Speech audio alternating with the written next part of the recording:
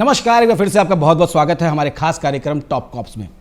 90 के दशक में जब अपराधी उत्तर प्रदेश को दीमक की तरह निगल रहे थे, लूट, अपहरण, हत्या, फिरौती जैसी बड़ी वारदात बड़ी आम बात होती थी। पूर्वांचल में श्री प्रकाश शुक्ला, मुन्ना बजरंगी, अतीक जैसे बहुत सारे बाहुबली का साम्राज्य फैला हुआ था। लेकिन कहते हैं ऊपर वाले की लाठी में आवाज़ नहीं होती है। ऐसे में कुछ पुलिस अफसर अपना मन बना चुके थे कि इस बदलाव को हम लाएंगे।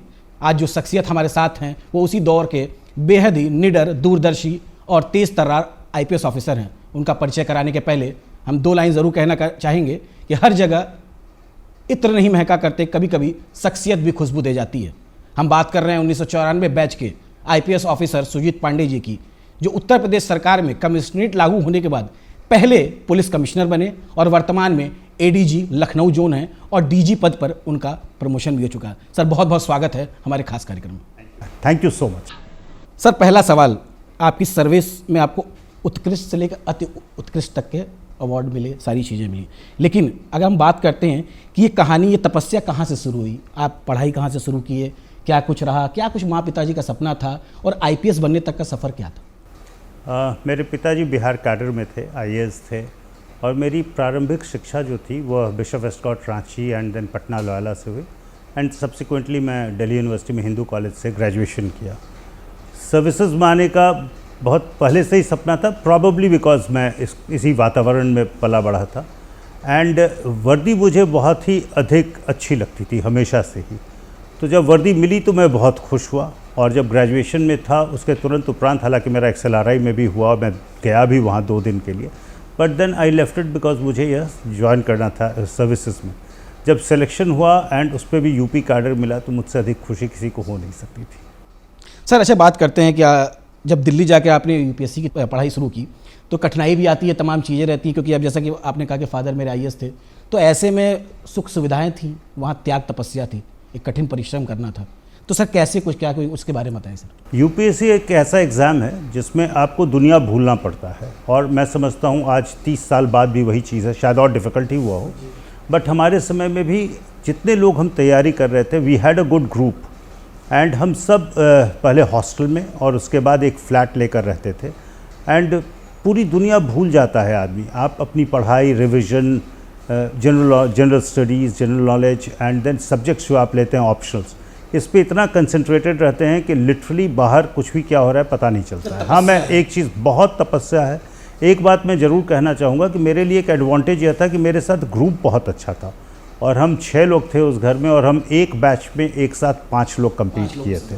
तो ये बहुत अच्छी चीज़ थी कि I had a very good group. तो ये मायने रखता है सर कि अगर अच्छी संगति वाली जो बात कही जाती है, एक पूरा ग्रुप होता है, अगर साथ चलता है तो तरक्की मिलती है। देखिए, आप कितने तेज़ हैं यह डिपेंड नहीं करता है, आप कितने डिटरमिन्ड हैं, आप कितना एफर्ट करना चाहते हैं और आप कितने कंसिस्टेंट हैं।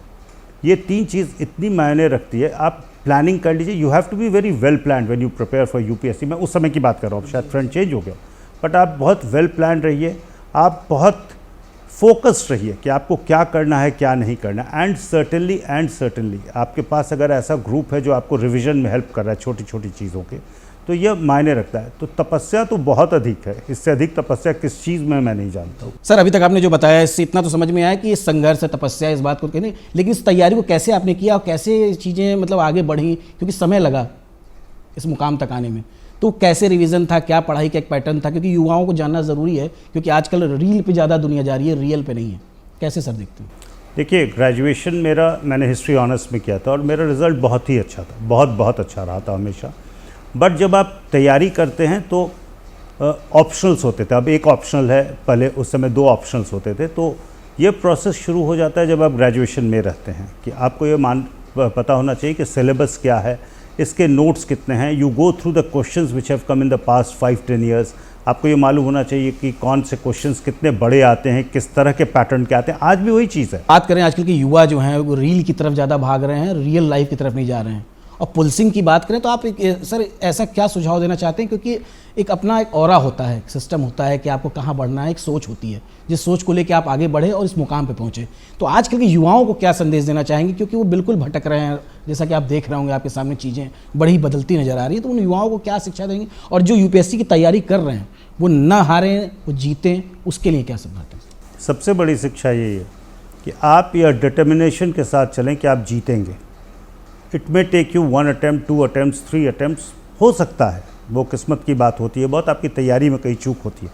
बट अगर आपने यह सोच लिया है कि आपको एग्ज़ाम देना है और आपको क्वालिफाई करना है, तो आप उसमें लगे रहिए और आप क्वालिफाई करेंगे। जैसा मैंने पहले भी कहा, आपके डिटर्मिनेशन होना चाहिए, बहुत प्लानिंग होनी चाहिए कि एक फोकस रूप में। आपने कभी किसी इसको देखा है घोड़े को जिसको दोनों साइड हम नाल लगाते हैं? Why do we do it? Because the horse remains very focused. वह चीज़ इसमें बहुत ज़रूरी है। And third is hard work. आप उससे अगर शॉर्टकट टू सक्सेस कभी भी ढूंढिएगा तो वह नहीं हो पाएगा।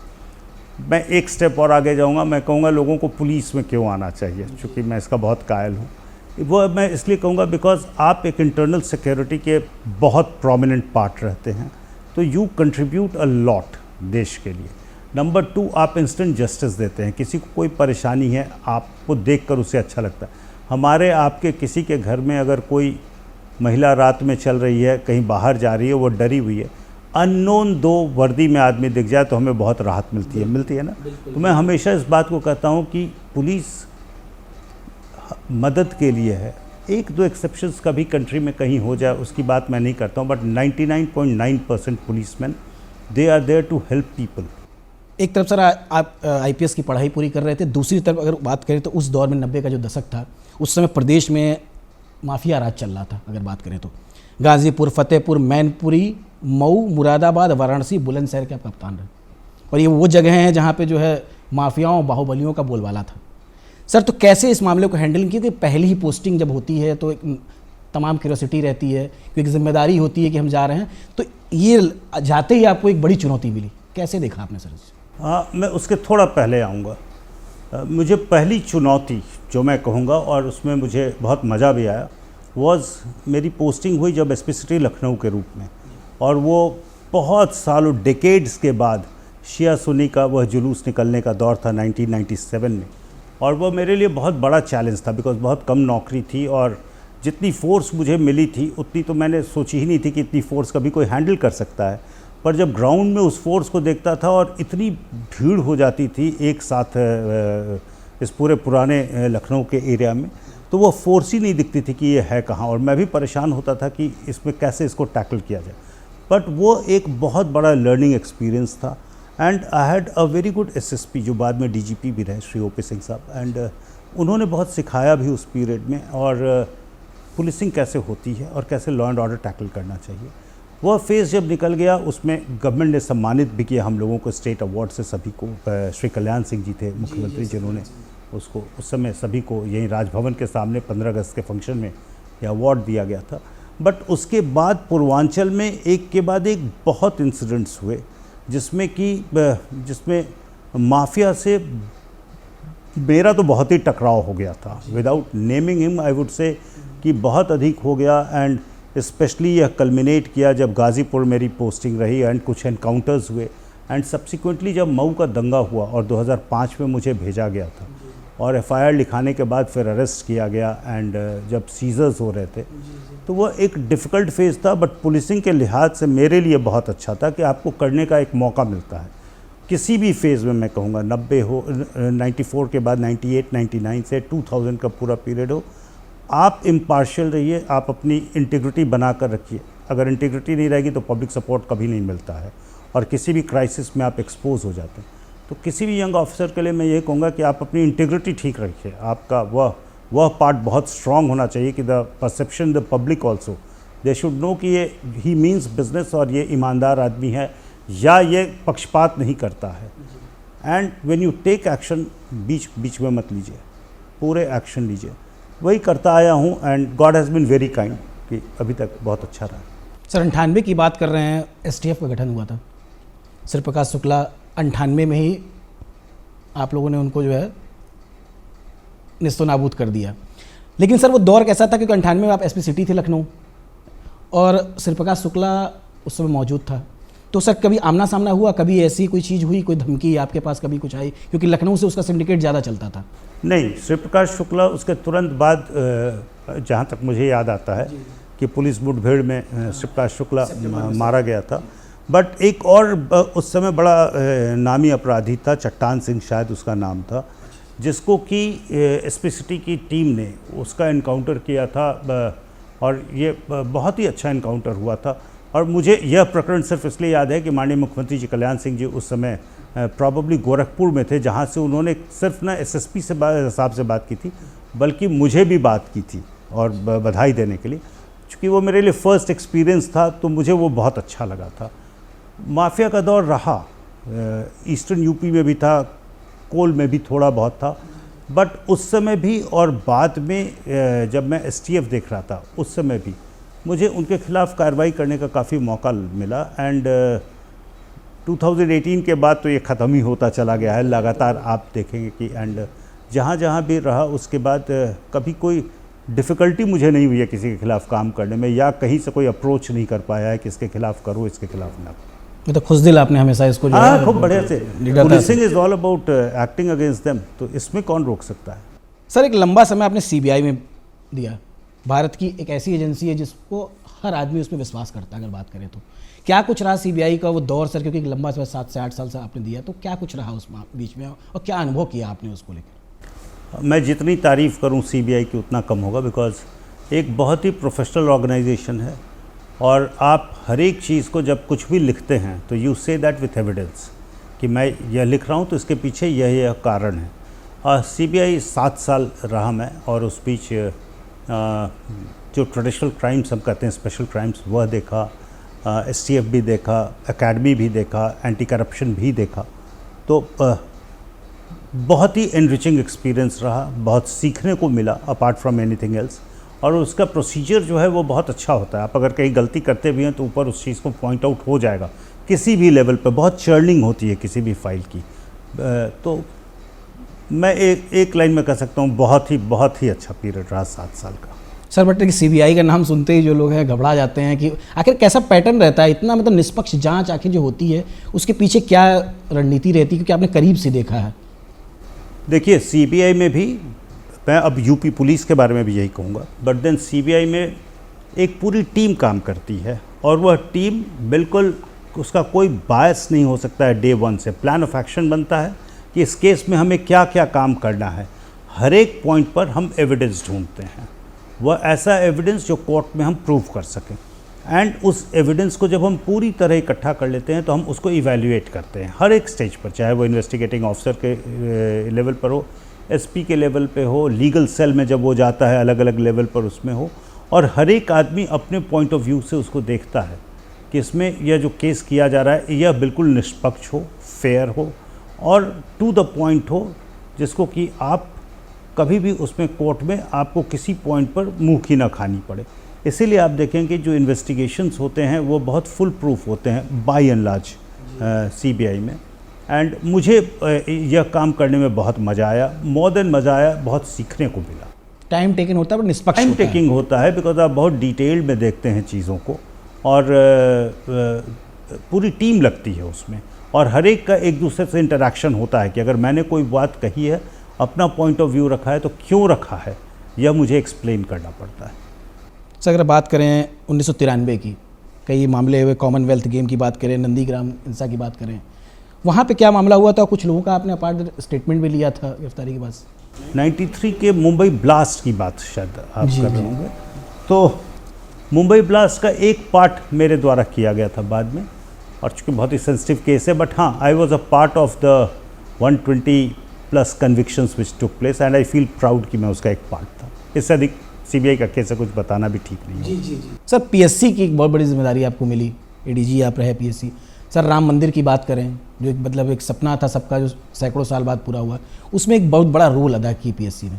और इंफ्रास्ट्रक्चर की बात करें तो बहुत चीज़ें बदली पीएससी में, पहले की बात करें और अब की बात करें, इस दौर में बहुत कुछ बदला। क्या कुछ समीकरण रहा, कैसे देखते हैं सर आप इसको? जब माननीय मुख्यमंत्री जी ने, योगी आदित्यनाथ जी ने पीएससी का चार्ज मुझे एज एडीजी पीएससी दिया था, तो उन्होंने बहुत क्लियरली मुझसे 2-3 चीज़ें कही थी। उन्होंने कहा था इसका इंफ्रास्ट्रक्चर ऑलरेडी पिछले कुछ सालों में काफ़ी चेंज हुआ है, इस पे बहुत ध्यान देने की बात की थी। दूसरी चीज़ उन्होंने उसी समय कहा था कि कुंभ आ रहा था, कि कुंभ के लिए, महाकुंभ के लिए तैयारी आपकी शुरू हो जानी चाहिए। और थर्ड, ही हैड सेड कि इसको देश की सबसे बेस्ट आर्म्ड पुलिस फोर्स जो है, स्टेट आर्म पुलिस फोर्स, वह बनाने की आप कोशिश कीजिएगा। और बस इसी मार्गदर्शन पे मैंने काम किया था, मैंने अपनी कोई बुद्धि नहीं लगाई थी। तो infrastructure we started with something called मानकीकरण नाम से हमने शुरू किया था। उसमें बहुत सारे बिंदु थे जिस पे काम चला, पर सभी बटालियन में यह काम किया गया एंड उससे बहुत रिजल्ट आया। कुंभ में पीएसी को निश्चित रूप से बहुत सराहा गया और पीएसी ने बहुत काम भी किया। मैं चाहे पीएसी की बात करूं या एसडीआरएफ की बात करूं, ये बहुत भक्ति भाव से लोगों ने काम किया था। हम लोग रहे वहाँ मौजूद थे, देखे लगातार एक चीज़, वो सभी ने उस चीज़ को किया और मैं भी वहाँ चूँकि लगातार कैंप कर गया था। अगर मैं रात के 1:30 बजे भी निकलता था तो मैं किसी पीएसी के जवान को थका हुआ नहीं देखता था। जी, अलग ही ऊर्जा रहती थी वहाँ, बहुत ऊर्जा रहती थी, बहुत उत्साह से कर रहे थे। लेकिन जो 3-4 चीज़ें मैं बताना चाहूँगा, पूरे उस पीरियड में कोई भी एक भी आदमी लीव पर नहीं गया, कोई भी एक गैर हाजिर नहीं हुआ, कोई इंजरी नहीं हुई, किसी ने यह शिकायत नहीं की कि साहब मुझसे ड्यूटी अधिक कराई गई, कम कराई गई। वह उत्साह इतना अधिक था कि हमें महाकुंभ अच्छे से संपन्न कराना है और बहुत सक्सेसफुल महाकुंभ कराने में मैं बहुत खुशी से कह सकता हूं कि पुलिस के साथ साथ पीएसी का योगदान बहुत बड़ा योगदान था। बिल्कुल सही सर। डायल 100 जो अब 112 हो चुका है, उसमें बहुत सारे बदलाव आ गए हैं। अब नए दृष्टि से नए, आप पहले मेंबर थे जब वो बन रहा था, तो क्या कुछ वो सोच थी, क्या रणनीति थी, किस तरह से आप देखते हैं? डायल 100 जब कंसेप्चुअलाइज किया गया था, मैं पहला मेंबर था और अकेला मेंबर था और जिनको यह दिया गया था पूरा प्रोजेक्ट, सोच यह थी कि पूरे यूपी में हम एक सेंटर ऐसा बनाएंगे जहां से कि सभी कॉल्स जितने भी आते हैं उसको अलग अलग ज़िलों के हिसाब से। और मुझे शुरू में थोड़ी शंका थी कि यह सक्सेसफुल होगा या नहीं होगा, but then we really worked hard. और मेरा यह काम था कि बहुत सारे डिस्ट्रिक्ट्स में उस समय मैं गया था, मुझे अच्छी तरह याद है, गाज़ीपुर गया था, सुल्तानपुर गया था, मेरठ गया था, बागपत गया था, अलग अलग डिस्ट्रिक्ट्स में जाकर, और उसके कंट्रोल रूम का कितना टाइम लगता है, कैसे इसको और सुधार किया जा सकता है, क्या इसके क्या किस तरह के इंफ्रास्ट्रक्चर होना चाहिए, इन सब चीज़ों पर काफ़ी लंबे करीब 6 महीना मैं रहा था। फिर मेरी पोस्टिंग भी हो गई and then other people came and उनको यह काम सौंपा गया था। बट इनिशियल फेज़ जब कंसेप्चुअलाइज किया जा रहा था और जब यह शेप ले रहा था, उस समय मैंने इस पर काम किया था। सर, अमेरिका गया, फ्लोरिडा आप गए थे, अमेरिका जो है क्या कहते हैं साइबर क्राइम की ट्रेनिंग लेने, जो कि आज बहुत बड़ी वैश्विक समस्या है। क्या कुछ देखा आपने सर वहाँ पे, यहाँ पे क्या बदलाव, उस ट्रेनिंग के दौरान आपने क्या सीखा, वो सर जरूर बताइए, क्योंकि एक बहुत बड़ी समस्या है इसमें साइबर फ्रॉड जो है। माफिया और ये सब तो अलग है, लेकिन ये अलग ही समस्या है। ये मैं अगर ठीक याद हो 2010 में गया था, जब IACIS या एक ऑर्गेनाइजेशन है और ये बहुत बड़ी संस्था है जो कंप्यूटर फोरेंसिक्स में आपको ट्रेन करती है और बड़ी डिफ़िकल्ट ट्रेनिंग इसकी होती है। जब आप वहाँ 1 महीना रह के सीखते हैं, फिर आप यहाँ लगभग 1 साल तक उसके डिफरेंट एग्ज़ाम्स देते रहते हैं। तो हम टोटल इंडिया से 4 IPS अधिकारी थे जो इसको क्वालिफाई भी कर गए थे and that was very rewarding, because यहाँ आने के बाद फिर जो CBI एकेडमी में लैब है, साइबर फोरेंसिक्स लैब, यह हम लोगों ने इस्टेब्लिश कराया था और उस ज़माने का आज भी होगा शायद, बट उस ज़माने में यह एक ऐसा लैब था जिसको कि हर एक state they would visit us, ये इतना अच्छा लैब बना है। और उस समय भी हम लोग जितनी मोबाइल फोरेंसिक्स की भी टूल्स आज हम यूज़ करते हैं, उसका एक पहला रूप जो रहा होगा उसको यूज़ करके and we would do a lot of work in cyber forensics. आज के परिप्रेक्ष्य में आपने पूछा तो यूपी में इसमें बहुत काम हो रहा है। आपको शायद जानकारी होगी कि गवर्नमेंट बहुत अधिक इस चीज़ को प्रमोट कर रही है कि साइबर क्राइम के इन्वेस्टिगेशन में पुलिस बहुत अच्छा करे। इसीलिए आप देखिएगा कि पिछले कुछ सालों में, 7-8 सालों में, और विशेषकर मैं कहूँगा कुछ महीनों में पिछले, बहुत अधिक ट्रेनिंग हुई है, बहुत अधिक फोकस किया गया है इसमें। माननीय मुख्यमंत्री जी कई बार इस चीज़ के बारे में बोल चुके हैं। DGP साहब इसकी मीटिंग्स, सीरीज़ ऑफ मीटिंग्स ले रहे हैं जिसमें कि हमारे हर एक साइबर हेल्प डेस्क बने हैं, हर एक थाने में साइबर वो हर एक जगह बना है, साइबर हेल्प डेस्क बना है, साइबर इंस्टीट्यूट बन गया है एंड वो इंस्टीट्यूट बहुत अच्छा कर रहा है। That institute which has come up. But एकदम डिस्ट्रिक्ट लेवल पर भी मैं आपको बता सकता हूँ कि यह साइट्रेन की ट्रेनिंग और बाकी ट्रेनिंग जो चल रही है साइबर फोरेंसिक्स की, ये बहुत अच्छी चल रही है। मैं नहीं जानता हूँ कि देश में और कितनी जगह इतना फोकस किया गया होगा, और यही रीज़न है कि अगर आप देखेंगे कि साइबर क्राइम में यूपी पुलिस बहुत अच्छा कर रही है। साइबर कमांडो भी सर लगाए गए हैं, बहुत सारी चीज़ें की गई हैं, साइबर हेल्प डेस्क बनाए गए हैं हर एक जगह, देन यूनिवर्सिटी की बात हो ही गई है, साइबर कमांडोज दिए गए हैं ट्रेन करने के लिए, ट्रेनिंग बहुत व्यापक स्तर पे चल रही है, मॉनिटरिंग बहुत अधिक हो रही है कि शहर जितने भी साइबर क्राइम के केसेस रजिस्टर हो रहे हैं उसमें क्या हो रहा है, and there is one complete vertical which is monitoring it, and everyone is taking a lot of interest. अब नए लड़के जितने आए हुए हैं उनमें से हम निकाल रहे हैं कि कितने लोग ऐसे हैं जिनका बैकग्राउंड कंप्यूटर्स में रहा हुआ है, तो होपफुली उनको भी हम साइबर क्राइम में डाइवर्ट करने की कोशिश करें। क्योंकि सर मोस्टली देखते हैं जितने आईपीएस अभी समय आ रहे हैं सब बीटेक हैं, आईआईटीएन हैं। आईपीएस की बात नहीं कर रहा हूँ मैं, तो बात कर रहा हूँ जितने पहले सब इंस्पेक्टर्स अभी 2 साल पहले भर्ती हुए और आज कांस्टेबल्स जो हमारी 60,000 प्लस ट्रेनिंग कर रहे हैं, इसमें बहुत अच्छे लड़के हैं।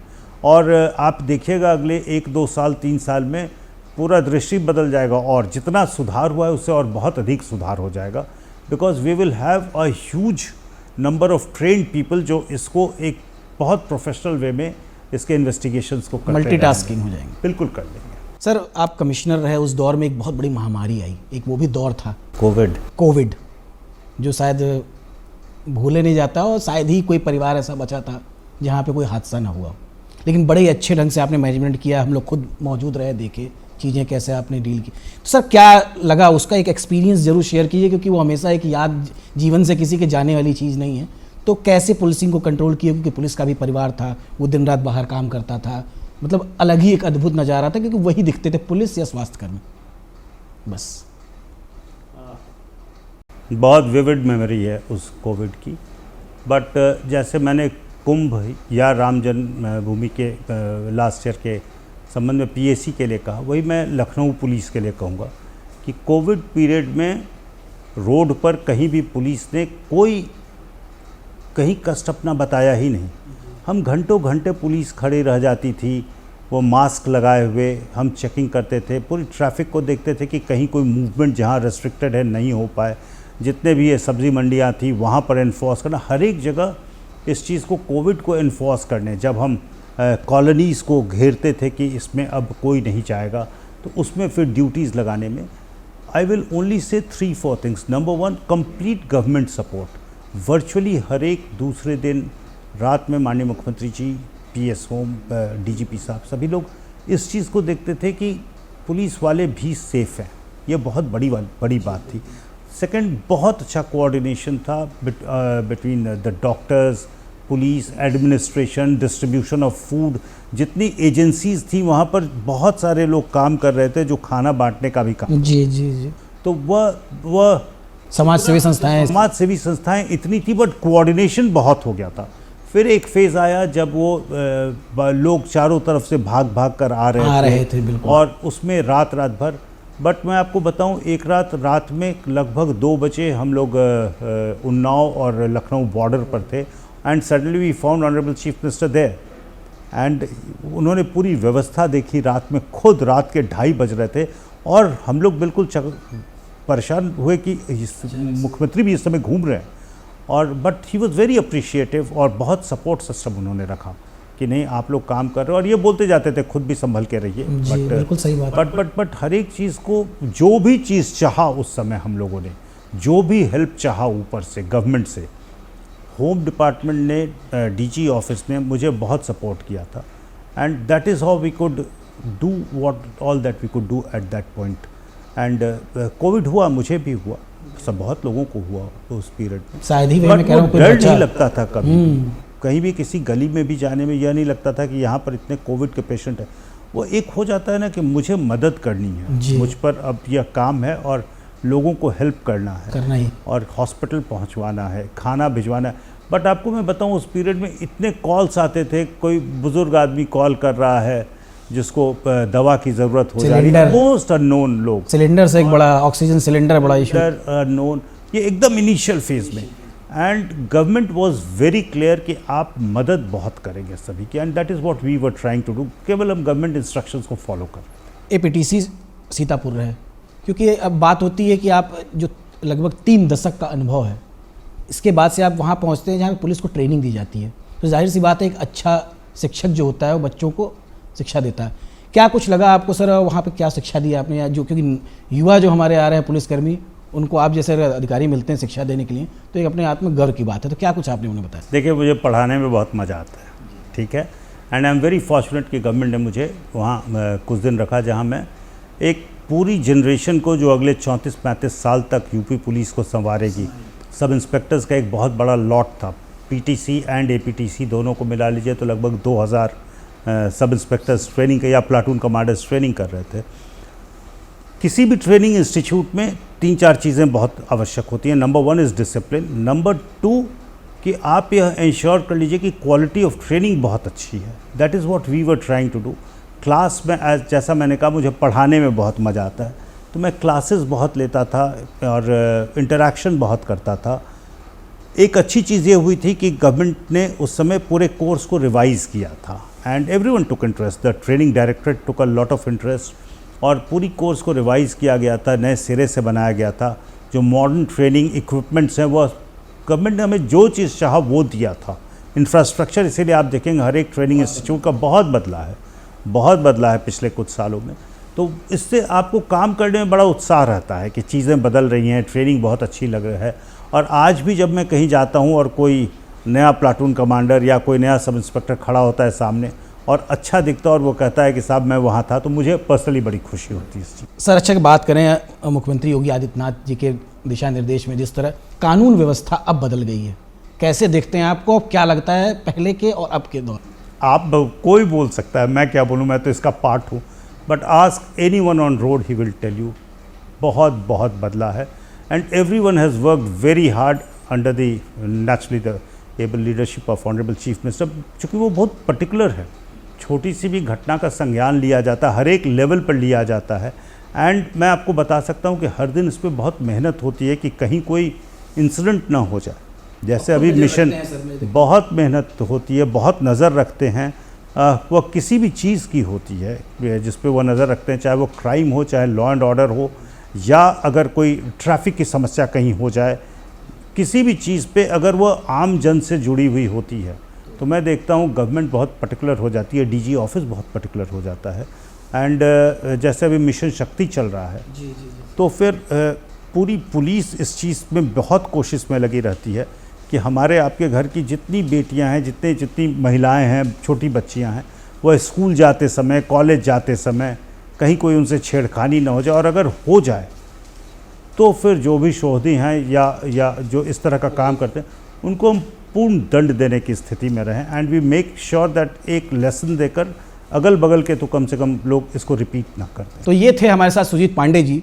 शायद यही वजह है जिसकी वजह से उन्हें राष्ट्रपति पुरस्कार मिला और उत्कृष्ट के साथ अति उत्कृष्ट पुरस्कार भी मिला, और इसीलिए ये बनते हैं टॉप कॉप्स। मिलते हैं अगली बार एक ऐसे ही टॉप कॉप के साथ।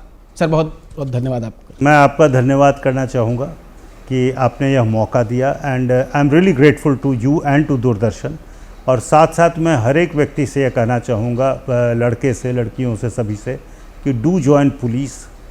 किसी भी रैंक में आप करें, लेकिन आपको एक बहुत बड़ी अपॉर्चुनिटी मिलती है जब आप वर्दी पहनते हैं, आप लोगों के साथ रहते हैं, आपकी पहचान बनती है और कुछ करने के लिए आपको बहुत बड़ा मौका मिलता है। Thank you so much.